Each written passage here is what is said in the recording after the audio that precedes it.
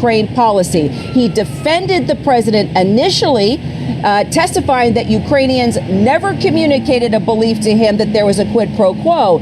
But his text messages, as you know, implied that Zelensky's White House visit was conditioned upon whether he investigated the 2016 election. And finally, we're going to hear from Tim Morrison as well, Senior Director for Europe and Russia at the National Security Council. He, too, is on that call. And as you know, he is the one individual that didn't view the president's actions as illegal or inappropriate. A lot to talk about today with 4 separate hearings. 4 important witnesses, and we could go up to possibly 8 o'clock tonight, I've been told. So we'll see how long you're standing by outside, Kira, for us today. I do want to talk about a little more about Lieutenant Colonel Vindman, because we have talked about how the president has attacked witnesses. He's already attacked Jennifer Williams, who'll be testifying today, calling her a never Trumper. But Lieutenant Colonel Vindman, I'm sort of struck by his life story. He's from Ukraine. His family flees the Soviet Union. He grows up here in America. He and his twin brother then join the military. He then goes into public service working in the government. And I bring up his life story because when you have families that flee places like the Soviet Union, like Ukraine,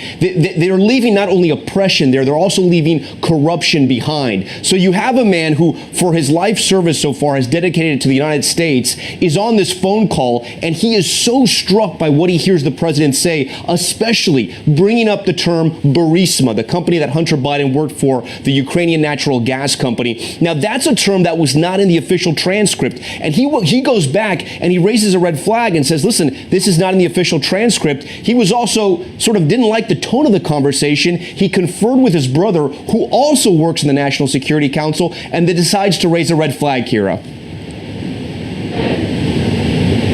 Or can I say, I mean, you just laid out why everyone is so interested in hearing him speak publicly. Everything that you just mentioned, his background, his military background, the relationship with his brother, his concerns. I mean, if you listen to both Dems and Republicans on both sides, they have said you couldn't get such a credible individual to testify. And also, you may remember when the president criticized him, he received so much blowback from that, Tom. I mean, Joe Dunford came out and said, I can't believe he's saying these things about this man. Even Jim Mattis came forward. I mean, key military heroes in this country defended Vindman. It's going to be powerful to hear him talk today. All right, Kira Phillips first. Kira, thanks so much for that standby. I want to bring in now one of our special guests here to break down what we expect to hear today. Melissa Murray, she's a constitutional law professor at NYU. Melissa, my question to you, they have to build a case here. That's what Democrats are trying to do. They're trying to build the case. The first day of impeachment proceedings, of the hearings, the public hearings, the defense from Republicans was this is all hearsay. But today we have 2 witnesses who were on that July 25th call. It's going to be very hard to refute the testimony of these 2 people who were there, and not only were there, actually thought that something highly unorthodox took place, so much so that one of them went and surfaced it to higher ups and was told to keep quiet about it. We also saw that in response to Ms. Williams' testimony, the president seemed incredibly exercised, came out against her, called her a never Trumper. This is really damning testimony. This will be high stakes stuff, and we're going to see the Democrats really hammer on this morning. And in the afternoon, we're going to see the Republicans try to undermine what was done in the morning by relying on Tim Morrison's testimony and also the testimony of Kurt Volker. Both Williams and Vindman testified for hours. I don't know how familiar you are with the transcripts of their testimony because they were long, but do you see any key pieces of evidence, anything they said that leads to the Democrats' argument of abuse of power, of bribery, of any of the articles of impeachment they may want to bring? So I think the Democrats are going to hammer, for Vindman at least, the fact that he thought that this was unusual, that he thought that the moving of the transcript from the ordinary server to the highly classified server was something highly unusual, meant to cover up this information, and the fact that the references to the Bidens were deleted from the rough transcript were also highly unusual. And again, that it went to the fact that other people who were in that context also recognized it was highly unusual and highly suspect and took great pains to remove it.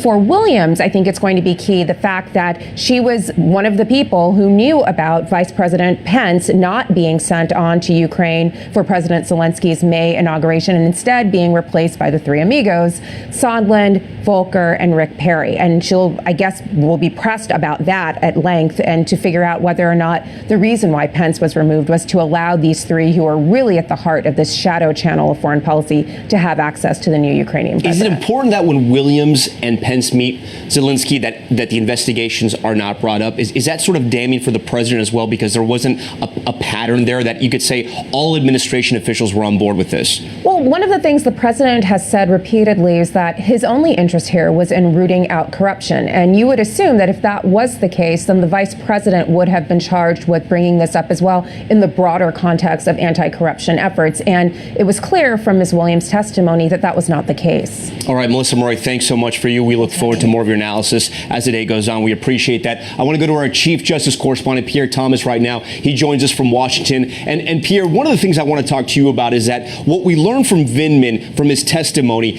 is that Mick Mulvaney, the White House chief of staff, apparently, according to Vindman, was also on board, and there was a grand plan when it came to talking about the investigations and dealing with Ukraine. Tom, that's a key point. Vindman places Mulvaney directly involved in the chain of command in terms of why this money was being held up and who was orchestrating it. One of the things that I'm looking for today, Tom, is also this notion that you have career staff, the people who are experts on national security policy, people who are experts on Ukraine issues.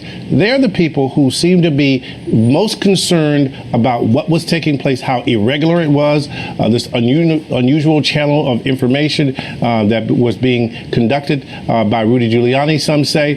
And it strikes me that the more and more testimony we hear in public from these people, the whistleblower who broke this story wide open becomes less and less relevant, Tom. Well, and you could almost argue Vindman was a whistleblower in himself, even though, he's not anonymous. He came out because he raised several red flags, correct, Pierre?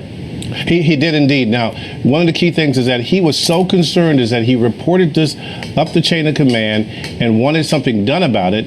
And one of the key things is that he will be likely pressed on what was the response when you took your concerns? What did you hear back? Was anything done about it? How did he react when he heard about the information being placed on this super secret server, if you will, if he was privy to that information? So he's in a position to lay out in more detail both his reaction and who he spoke to within the White House about his concerns. All right, Pierre, stand by for us. We're going to want your analysis throughout the day. It is going to be a very long day. Now, earlier today on the Hill, our Devin Dwyer caught up with a representative out there on the Intel Committee. Let's take a listen. Congressman, it's great to see you. Yeah, same here. Thank you. Thank you. So 9 witnesses, 3 days, a packed week. What is it that Democrats hope to accomplish this week? Well, I think this week we want to do two things. One, kind of lay out for the American people what we understand to be the evidence and explain why it matters. And then two, allow the American people to evaluate the witnesses for themselves. It's one thing to hear about them through deposition transcripts. It's another to see them live and to, decide for themselves whether these folks are credible or not. You've got 4 witnesses today. Yeah. A couple of key players. You've got Lieutenant Colonel Alexander Vindman. He was on the National Security Staff, listened in on that phone call. And then this afternoon, Kurt Volker, Special Envoy. Sure. Why are those 2 men so significant in this story? Well, Vindman was on the phone call. He was a participant in the July 25th phone call, so he has a first-hand account. Some of my colleagues on the other side like to say, oh, this person wasn't on the phone call. How would he or she know what happened? Well, it turns out Mr. Vindman was not only on the phone call, but he took notes and he helped to prepare the call transcript. And then the second person, Volker,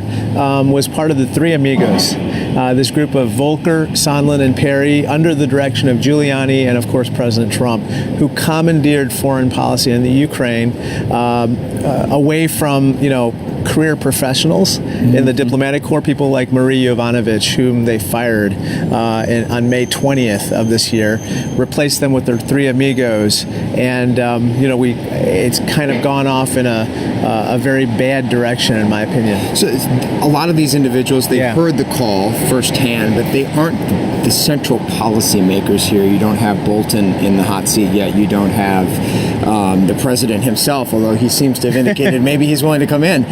Do you need that to seal the deal on this case with the American people? Well, they're welcome to come. We want to hear their testimony, and who knows, maybe the president may or may not come. But you think that's actually a possibility? I'm not holding my breath, given how much the president has obstructed the inquiry so far.